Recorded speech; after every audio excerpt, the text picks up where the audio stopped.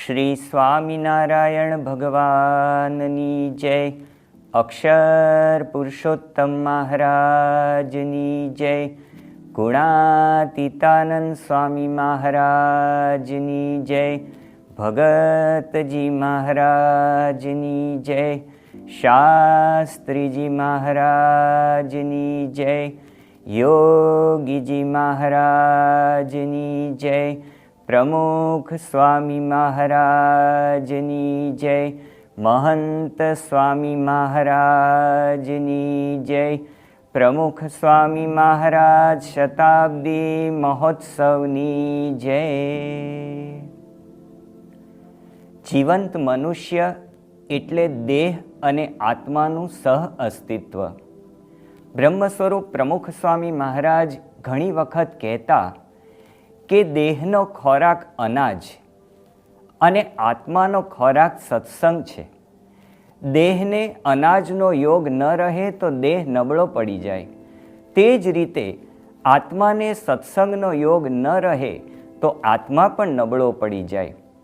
તો આવો રવિ સત્સંગ સભા દ્વારા આપણે આંતરિક ઉર્જા ભરીએ. કોઈ પણ ભાષા લો, અમુક તો સરખું જ આવવાનું. તો ભગવાન ભજવાની વાત એ શંકરાચાર્ય કહ્યું છે કે ભજ ગોવિંદમ, ભજ ગોવિંદમ, ગોવિંદમ ભજ મૂઢ મતે. એના કેટલા શ્લોક બનાયા છે. અને એમણે લખ્યું છે કે ષડંગાદિ વેદો મુખે શાસ્ત્ર વિદ્યા કવિત્વાદિ ગદ્યમ સુપદ્યમ કરોતિ ગુરોરંગ્રી પદ્મે મનશ્ચેદન લગ્નમ તત કિમ તત કિમ તત કિમ તત. તો ભગવાન ભજવાના છે અને આવા ગુરુ એને ઓળખીને ભગવાન ભજવાના છે. ગુરુ નાનક શીખ ધર્મના બહુ જ મોટા સ્થાપક થઈ ગયા. આખું તમે અમૃતસરમાં જાઓ તો સુવર્ણ મંદિર છે, જબરજસ્ત. અને એમનો ઉપદેશનો ગ્રંથ એને ગ્રંથ સાહેબ કહે છે. અને એ ગ્રંથ જ્યાં પધરાયો છે ત્યાં આગળ તમારે દર્શને જવું હોય તો કાં તો માથા ઉપર ટોપી હોવી જોઈએ અથવા માથે બાંધેલું હોવું જોઈએ.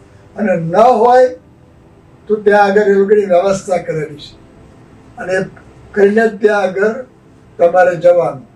એ ગ્રંથ સાહેબ પણ એ ગુરુ નાનક. આજે કેટલા બધા ગુરુદ્વારો છે, તમે ઠેર ઠેર આ બધા જોશો.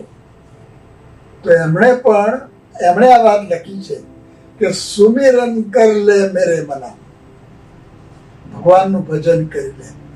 એક મહાપુરુષોના વચનો જોઈએ તો આવે તુલસીદાસ. આખી તુલસી રામાયણ છે. લાખો માણસો, લાખો શું કરોડ કહીએ તો પણ કદાચ ઓછું છે કે એની કથા તુલસી રામાયણની કથા દર વર્ષે લોકો સાંભળે.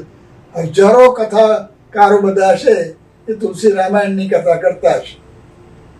એ તુલસીદાસે શું લખ્યું છે કે અર્વ ખર્વ અરુ ધન મિલે और उदय अस्त में राज तुलसी हरि की भक्ति बिना सबे नरक को साच. આખી અર્વ ખર્વ બધા પરાધનેથી ઉપરની વાત આ બધી કરી છે. એટલું ધન મળે और ઉદય અસ્ત में રાજ, એનો અર્થ આખી પૃથ્વીનો રાજા થાય. શક્ય જ નથી. વર્લ્ડ પ્રાઇમ મિનિસ્ટર કોઈ થઈ શકે એવું તમને લાગે છે? આ તો કે છે કે વર્લ્ડ પ્રાઇમ મિનિસ્ટર નહીં, રાજા થાય આખી પૃથ્વીનો.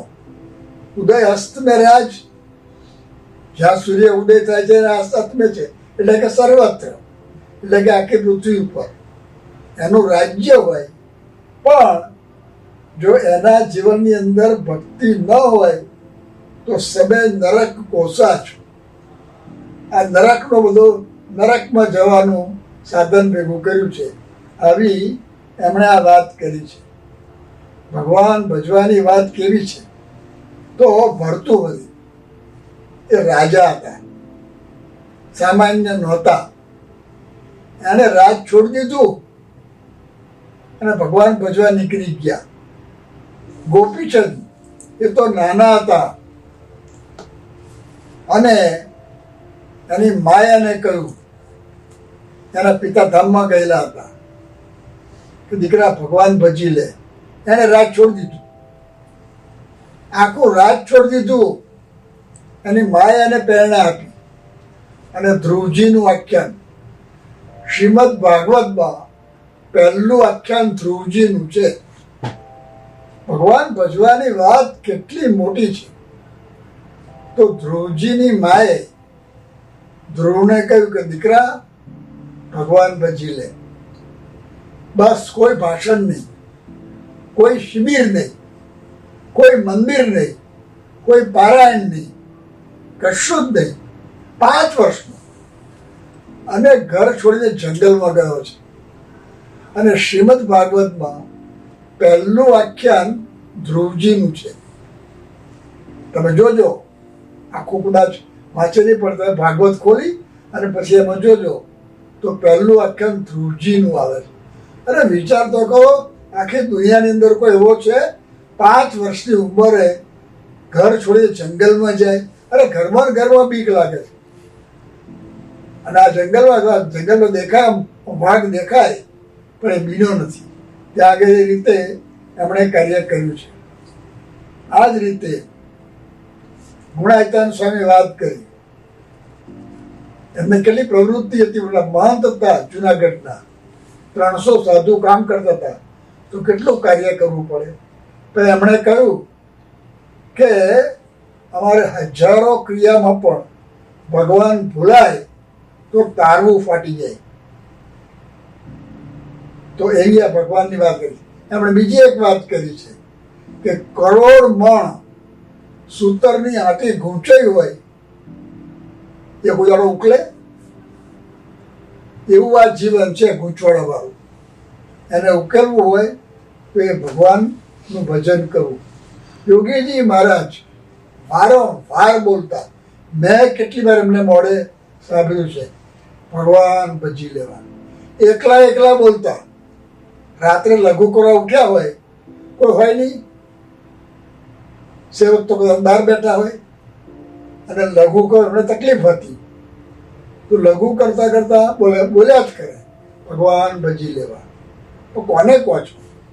1 વાર નહીં, 10 વખત બોલે, ભગવાન ભજી લેવા, ભગવાન ભજી લેવા, ભગવાન ભજી લેવા. તો આ કઈ સામાન્ય નથી, અંદરથી બોલાય છે, અંદરનો અવાજ છે, કરવાનું વાત છે. અને એમણે કર્યું છે. અને પ્રમુખ સ્વામી મહારાજ, એના તો દર્શન આપણે ઘણા બધા તમારા મને કરેલા છે. એ તો 6 ચોપડી ભણેલા હતા. 6 ચોપડી ભણેલ માણસ આ લોકની અંદર શું કાર્ય કરી શકે એ તમે જુઓ. હવે એ પ્રમુખ સ્વામી મહારાજ એમણે આ ભગવાન ભજ્યા તો એનાથી કેવા કાર્ય થયા છે. એમણે 40થી વધારે શિખરબંધ મંદિર બનાવ્યા છે. 2 અક્ષરધામ, એક ગાંધીનગર અને બીજું દિલ્હીનું.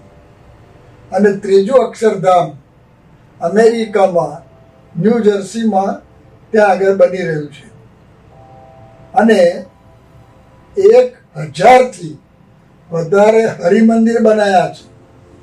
અને લગભગ 1000 જેટલા યુવાનોને ત્યાગીની દીક્ષા આપી છે.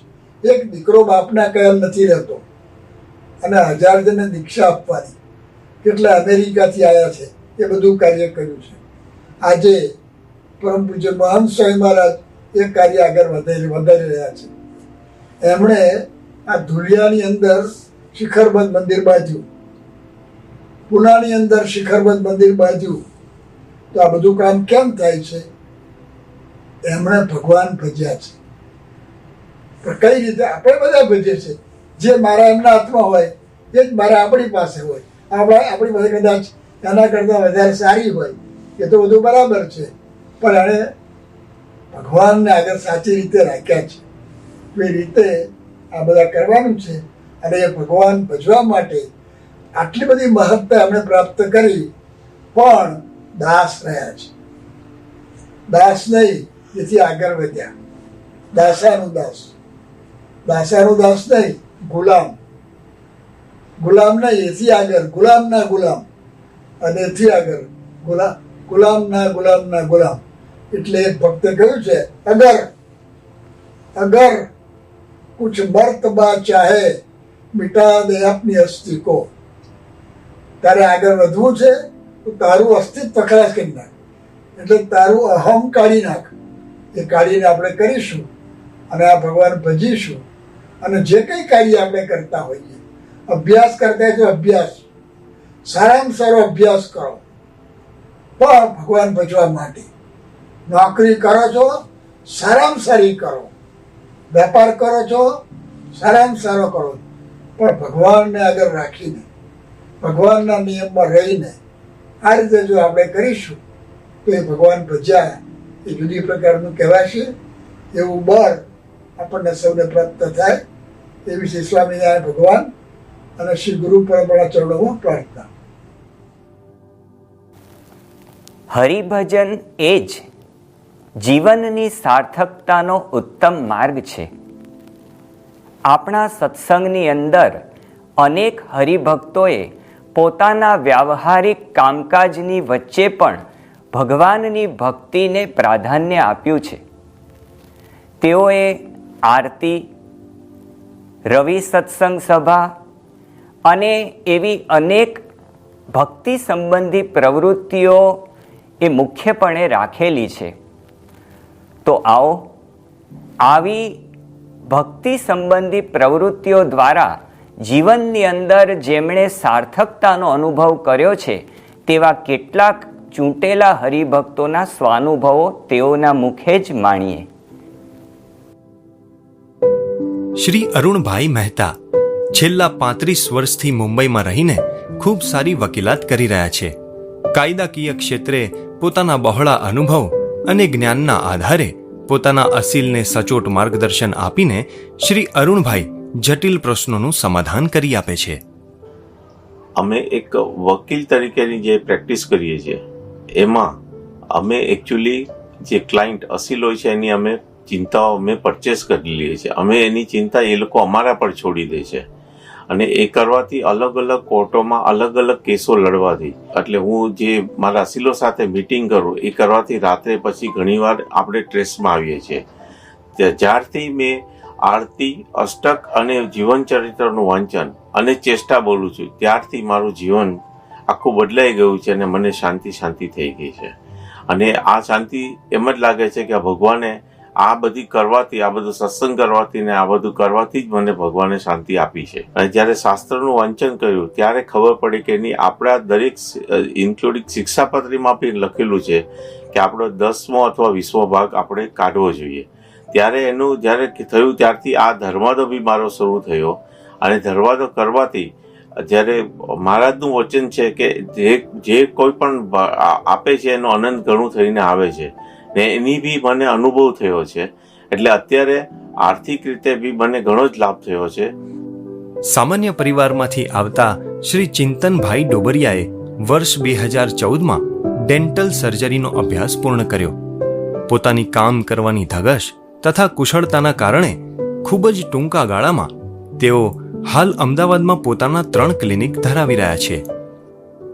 અમે સંયુક્ત કુટુંબની અંદર 10 થી 12 જણાનું મારું ફેમિલી છે. એની અંદર 2 બાળકો, મારા કાકાના દીકરાઓ, એ બાળપણથી જ અમારી જોડે મોટા થયા છે.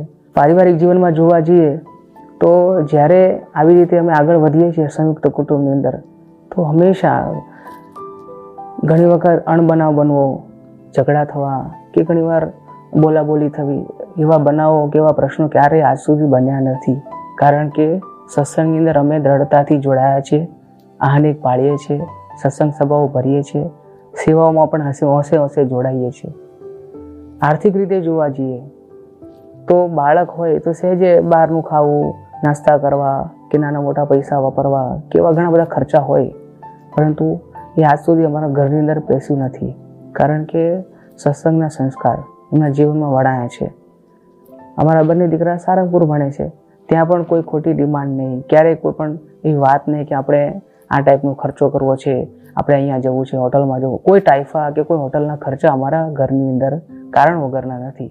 એટલે આ સમયે, આવા મહામારીના કટોકટીના સમયે આવી સમજણ હોવી જરૂરી છે. દરેકની ઈચ્છા હોય કે આવું હોય, પણ સત્સંગમાં હતા તો સ્વામીની દયાથી, સંતોના માર્ગદર્શનથી આ થઈ શક્યું છે.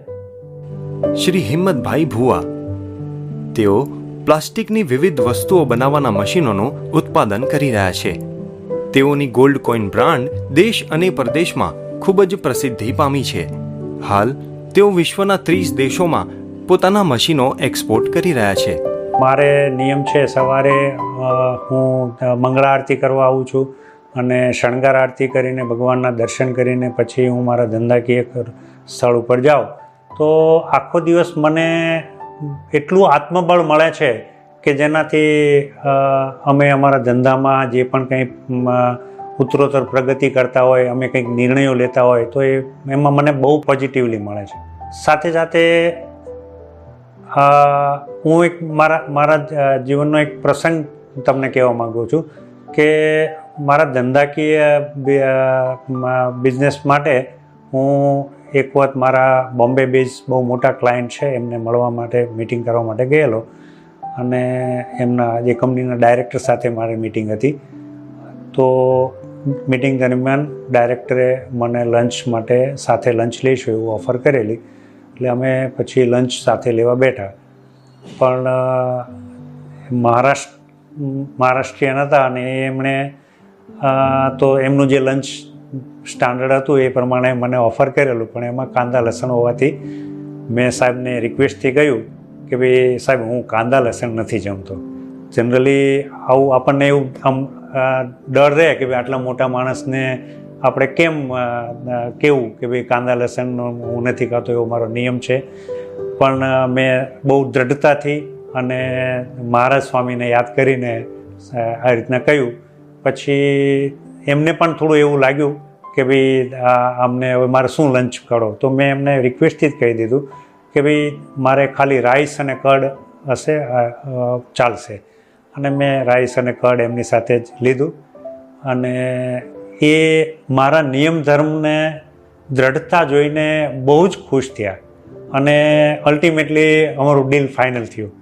એટલે મને એવું થયું કે ભાઈ નિયમ ધર્મ પાળવાથી આપણને આપણા ધંધામાં, આપણા અંગત જીવનમાં કોઈ પણ જગ્યાએ આપણને તકલીફ આવે એવું છે જ નહીં. ઉઠતાનું આપણે નિયમ ધર્મ પાળતા હોઈએ તો સામેવાળી વ્યક્તિ આપણને સારી દ્રષ્ટિથી જુએ છે. શ્રી સંજયભાઈ પટેલ, તેઓ એક ખૂબ જ સારા બિઝનેસમેન છે. તેઓ રેક્ઝિન એટલે કે આર્ટિફિશિયલ લેધર બનાવવાની ફેક્ટરી ચલાવી રહ્યા છે. તેની સાથે સાથે મોરબી ખાતે તેઓ એક ટાઇલ્સની ફેક્ટરી પણ ધરાવે છે. 2010માં પ્રમુખ સ્વામી મહારાજ અમદાવાદ સાઈબાગ મંદિરે પધાર્યા. બીજે દિવસથી સવારે 6 વાગે મંગળા આરતી થાય સાઈબાગ મંદિરે. તો હું રોજ સવારે મંગળા આરતીમાં આવું, પછી શણગાર કરીને બાપાના પૂજાના દર્શન કરીને ઘરે જતા. એટલે ત્યારથી નક્કી કર્યું કે હવે આપણે છે ને રોજ સવારે મંગળા આરતીમાં જ સવારે 6 વાગે સાઈબાગ મંદિરે પહોંચું. એટલે હું 5:30 બરાબર સવારે 5:30 સાઈબાગ મંદિરે પહોંચી જાઉં અને મંગળા આરતી કરું, પછી શણગાર આરતી કરીને ઘરે જતો હતો. તો રોજ કાયમનું રૂટિન થઈ ગયું હતું. પણ પછી મારે ઘરે જઈને પછી પૂજા કરવા બહુ મોડું થઈ જતું. એટલે 2014થી મેં પછી સત્સંગ જૈન સ્વામીને આજ્ઞા લીધી કે બાપા હું અહીં પૂજા કરું તો વાંધો ખરો, સવારે મારે મોડું થઈ જાય છે અને આવું થાય છે. તો એમણે કહ્યું હા કંઈ વાત, મંગળા પતે એટલે તારે કરવી. તો હું ઘણી વખત જો વહેલો 5 વાગે મંગળામાં આવી જાઉં તો વહેલી પૂજા કરવાનું ચાલુ કરી દઉં, નહીં તો પછી 6 વાગ્યા પછી મંગળા નીચે અભિષેક મંડપમાં જ કરું. અને મંગળા આરતી મારી પૂજા પતી જાય પછી નીચે શણગાર આરતી કરી અને 7:30 હું ઘરે જાઉં. તો ઘરે જતાં જતાં મારે રસ્તામાં છે ને વચનામૃત, સ્વામીની વાતો, આ બધું ઓડિયોથી સાંભળી લેવાય. એટલે મારી સવારની બધી આની ક્રિયા પૂરી થતી અને ઘરે જઈને પછી 9:30 પછી મારા ધંધાના કાર્યમાં હું પરવાઈ જતો અને જતો. એટલે મારે રોજ રૂટિન થઈ ગયું. રોજ સવાર મંગળામાં આવી જ જવાય. 5 વાગે, સવારે 4 વાગે ઉઠી જાઉં. એટલે મંગળામાં 17 કિલોમીટર થતું એટલે આવી જવાતું. 5 વાગે 5:30 આવી જતો. આ રીતે મારું કાયમનું રૂટિન થયું. મંગળા આરતી કરવાથી મને એટલો બધો એ થયો, આનંદ થયો. મારી જાતે પોતાને ગુસ્સો તો બધો ઘણો શાંત થઈ ગયો. મારા પરિવારમાં ઘણી શાંતિ થઈ ગઈ. બધાને ઘણો આનંદ રહેતો. તે ઉપરાંત બી શું છે કે મારું પોતાનું વ્યવહારિક કાર્યમાં બી ઘણો આગળ રહેતો, એટલે મને ખ્યાલ જ નહીં પડતો કે મહારાજ સ્વામી, અને મને ખ્યાલ કે મહારાજ સ્વામી બધું આગળ રહીને કરે છે. અને જે હું 2010માં જે જગ્યા હતો એ જગ્યા કરતાં આજે એટલી જગ્યાએ સારી જગ્યાએ સારું એટલું મારું એ છે, બિઝનેસ કાર્ય બી એટલું સારું છે. મને ખ્યાલ છે કે મહારાજ સ્વામી જ મારું આગળ રહીને કરે છે, બાપા જ આગળ છે, જોડે ને જોડે રહીને કામ કરે છે, અને મારી આગળની બધી જ ક્રિયા એ જ પતાવે છે, મને ખ્યાલ જ છે. અને એમના દર્શનથી હું સુખી છું, અને આ મંગળા કરવાથી જ મને ફાયદો ઘણો થાય છે. એટલે મંગળા તો હું ક્યારેય ચૂકતો જ નહીં. આટલા વર્ષમાં મેં એક જ વખત મંગળામાં બી મારે ખાલી 5 મિનિટનું મોડું થયું, દ્વાર બંધ થયા અને હું મંદિરના ગેટની અંદર ઘૂસ્યો. પછી મેં એમ કહ્યું કે આજે દર્શન પડ્યા એટલે મને એક તો રડવું બી થોડું આવી ગયું, અને પછી તરત જ મેં નિશ્ચય કર્યો કે આજે આપણે ઉપવાસ કરવાનો. તો મેં ઘર જઈને નિજળા જ ઉપવાસ કર્યો. તો સ્વામીને ખબર પડી ગઈ, કોઠારી સ્વામી, કે આણે નિજળા ઉપવાસ કર્યો. બીજે દિવસે સવારે મને પારણાય કરાયા અને ઠપકોય આપ્યો. પણ તોય મેં દ્રઢતા એવી રાખી હતી કે ફરી પડવો ના જોઈએ. ક્યારે મને આટલા વર્ષમાં ગાડીએ મારી હેરાન નથી કરતી, કે કોઈ પંચર હરખું પડ્યું નથી, કે મને કોઈ તકલીફ નથી પડી. એટલું મને ખ્યાલ છે. અને તું કોઈ ઉજાગરો હોય ને તો સવાર ગાડી ચલાવતા જોકાઈ બી આવી ગયેલા છે ઘણી વાર રસ્તામાં, પણ તોય મારી ગાડી ટાઈમસર સાંઈબાગ મંદિરે આવી જ જતી હતી. આટલું મારું જીવનમાં આટલો બધો સુધારો થયો. મારે ત્યાં અત્યારની તારીખમાં જે 2 ફેક્ટરી છે, એમાં 300 કારીગરો છે અમદાવાદની ફેક્ટરીમાં, પણ તોય હું કોઈ એમની પર ગુસ્સો નહીં થતો. એ લોકોને એમ થાય કે આટલું બધું થાય તો આ કેમ ગુસ્સો નહીં. મેં બીજા બધા અમારા ગુસ્સો કરે, પણ હું ગુસ્સો કરે. કોઈક વાર મને થઈ જાય તો પછી તરત જ એને એમ કહું કે બીજો કંઈક કહેવાઈ ગયો તો માફ કરજે, એટલું કહી દો એને. પણ એક શું છે કે મારા આ સવારની જે મંગળા આરતીના દર્શન થાય, શણગાર આરતીના દર્શન થાય, પછી મને ક્યારે દર્શન કરવાનો આવવાનો ટાઈમ જ ના મળે, કારણ કે મારો ટાઈમ દૂર, જગ્યા દૂર, બધું દૂર, એટલે થાય જ નહીં. પણ કાયમ માટે